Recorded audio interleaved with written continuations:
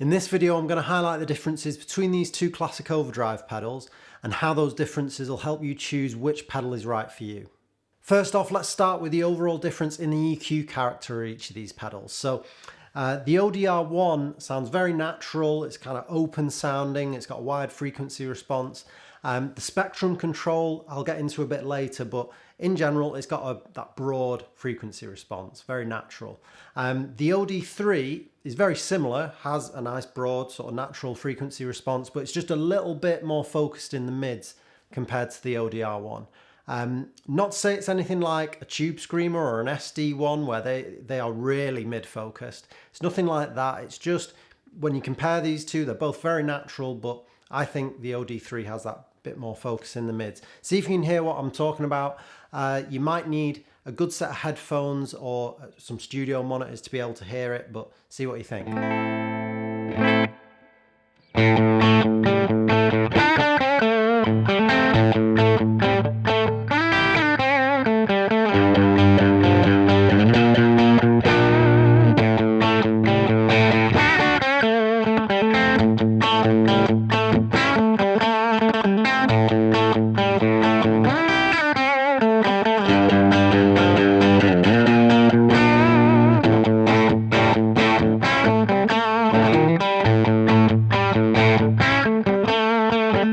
The other difference you might be able to hear in the EQ, which is quite interesting, is that even though the OD-3 has a slight more mid-focus sound, there is a super high end, that airy high end, that is quite open and dynamic in the OD-3, whereas the ODR-1, it's just a bit more rolled off.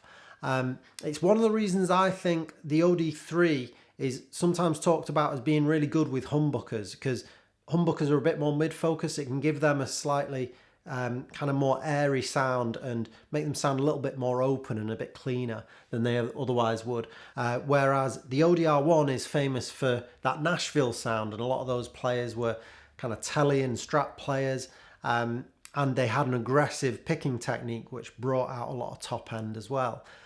So it's nice in that playing scenario to have a rolled off top end, so you're less likely to get those ice pick highs. I'll try and play a little bit in that, what I think is that Nashville style, and use both pedals, and then I'll do a little bit on a Les Paul doing more rock stuff and see what you think, see which matches each pedal best for yourself.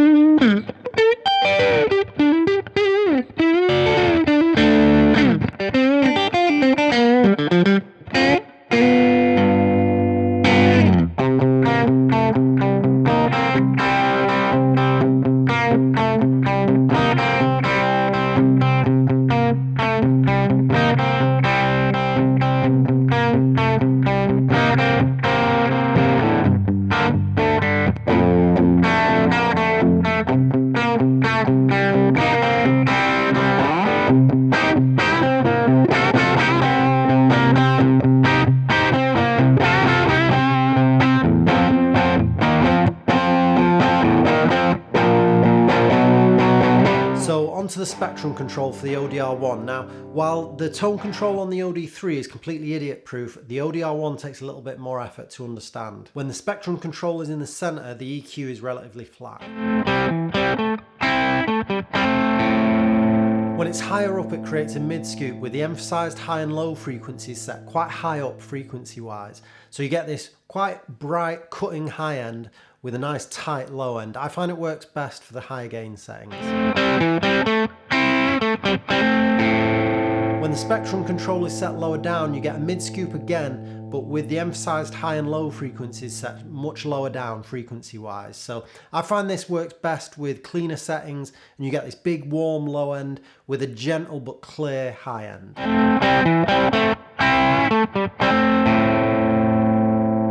There's also a bass cut on the ODR-1 which can be helpful if you're getting any unwanted thumpy low end and want to tighten things up a bit.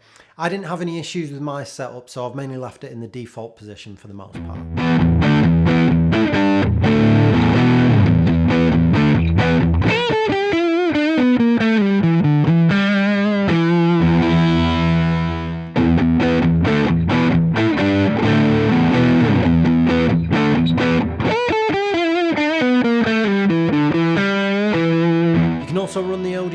at 18 volts instead of 9 volts, which normally when you do that with a pedal, it gives a bit more volume, a bit more headroom and dynamics.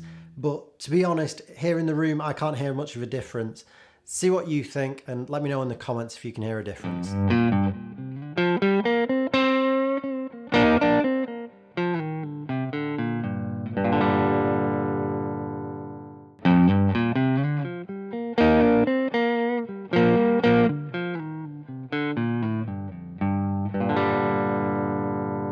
So to put it simply, the ODR-1 is pretty flexible and capable of some quite sophisticated fine tuning, but it comes at a cost. The OD-3 is a bit more user-friendly, so just be aware of what you value more, ease of use or that flexibility to fine tune your sound. Both these pedals can do a good clean boost, but on the OD-3 there's always going to be that little bit of grit and just slight overdrive to the sound, whereas the ODR-1 can go completely clean.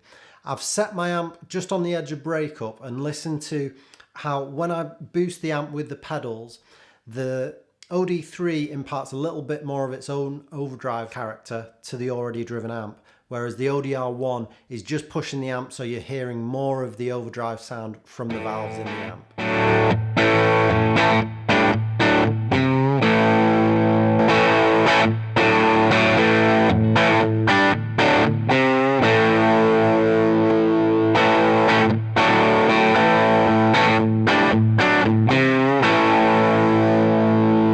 Both pedals work well stacked with a distortion pedal in front of them to take out some of the fizz of a pedal like a DS1, but the OD-3 leaves just a little bit more of that high end intact because of that super airy top end we were talking about before, compared to the ODR-1 where that super high end frequency is a little bit more rolled off, so you get a little bit of a darker sound with the ODR-1.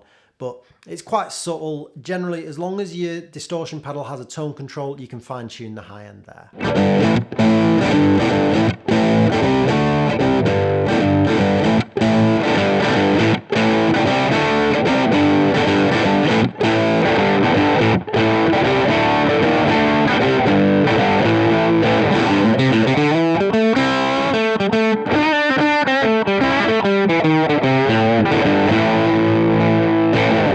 So to round things up, I think these are both fantastic pedals, especially when you're playing through a clean amp and you want that big full range amp-like overdrive sound.